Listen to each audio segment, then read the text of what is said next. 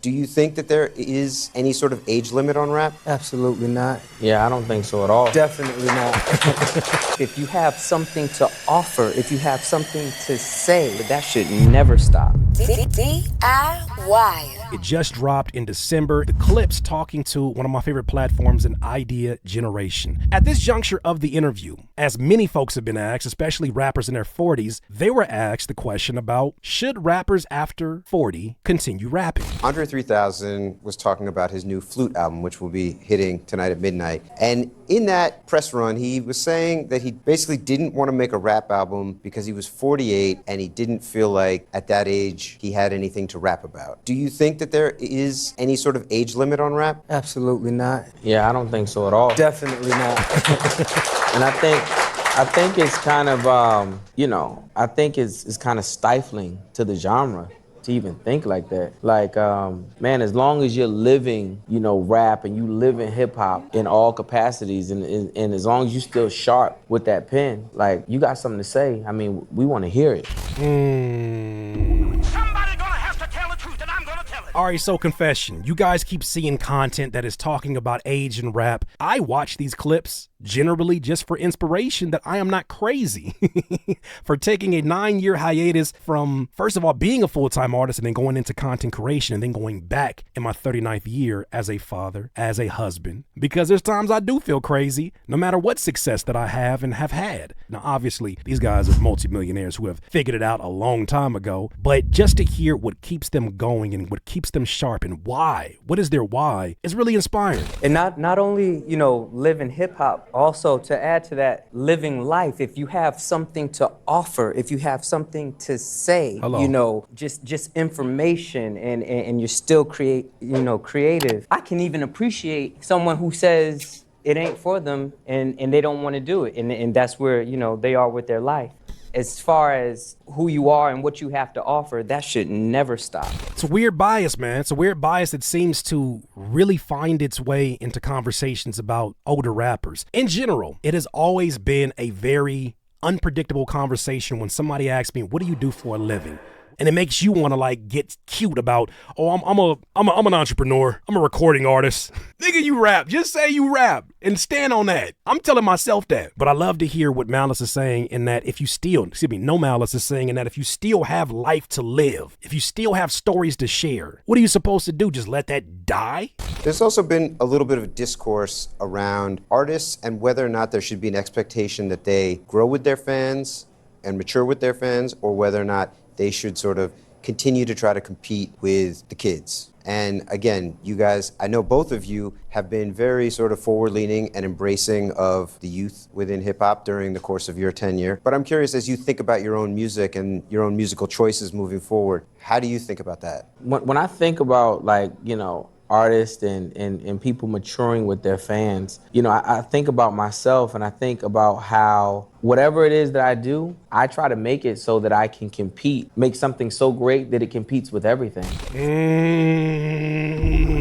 gonna have to tell the truth, and I'm gonna tell it. I like that mentality. Pusha T says he makes things that are not just looking to compete with the youth. For those who are driven by competition, not everybody's driven by competition. I'm learning that. Matter of fact, I don't even see myself as being driven by competition when I sit there in front of that pen and pad. Yeah, I still use pen and pad.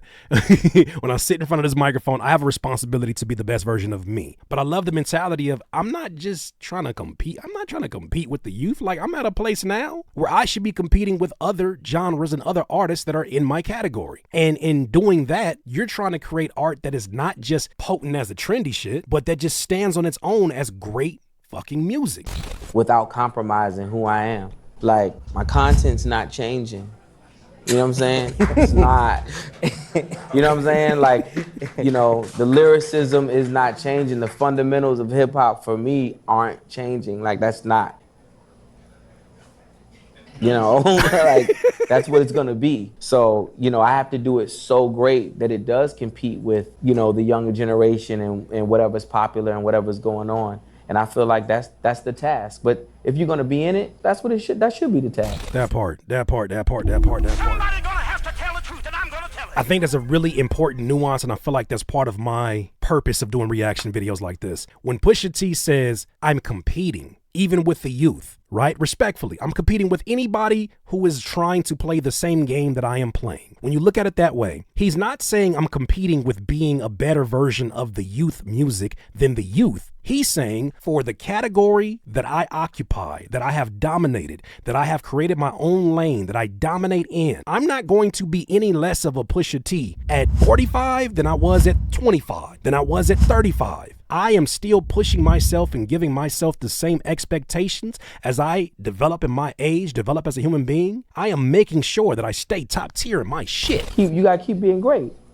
When you gotta stop being great, then you gotta get out. That's right. I think that's fair. When you want to stop being great, get out. Somebody gonna have to tell the truth, and I'm gonna tell it. When you want to stop being great, get out. When you want to stop being great, get out. Here's my theory that I had during December as I was watching all of these rap documentaries. I was watching streaming documentaries. I was watching even a documentary about Elvis when he came back to making music. When I think about hip hop as it's been designed over the last 20 years, let's say, I don't think that it's by mistake that our greatest rappers, our greatest lyricists, our greatest recording artists, all these things have gone through bullshit.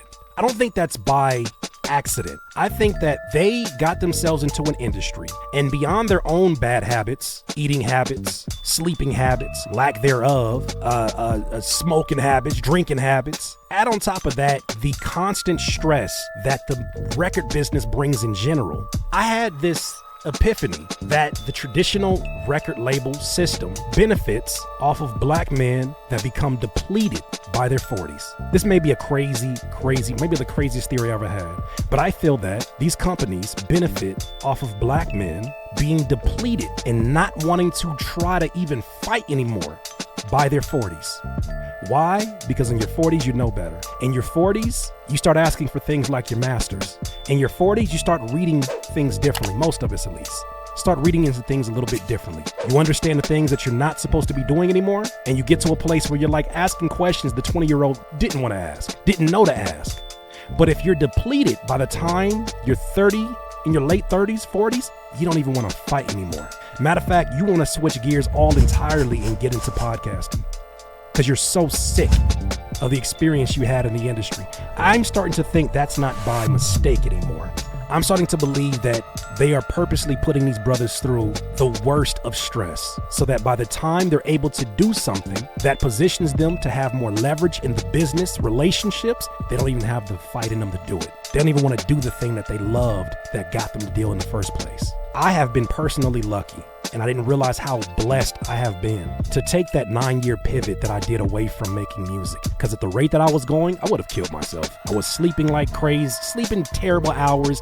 I was saying yes to every show, whatever. Like I was just doing it the wrong way. But because I was able to do content creation full time as my living from home, because I didn't have to worry about the late night studio sessions, because they say literally sitting down for long periods of time and not sleeping consistently can kill you faster than cigarettes, I was able to live a very different life in my 30s, the majority of my 30s actually. It came with stress, but not the kind of stress that we see in these brothers' eyes when they get to their 40s. At 39, the exuberance, the vitality, the energy that you see me operate with, the even childlike energy that you see, is not because I refuse to grow up. It's because life hasn't kicked my ass enough to stop me from fighting, from stop me from being excited about growing, to stop me from wanting to still study like I'm a 19, 16, 17-year-old. Not because I want to compete, but because there's a part of me that wants to get to the highest level of my art form possible.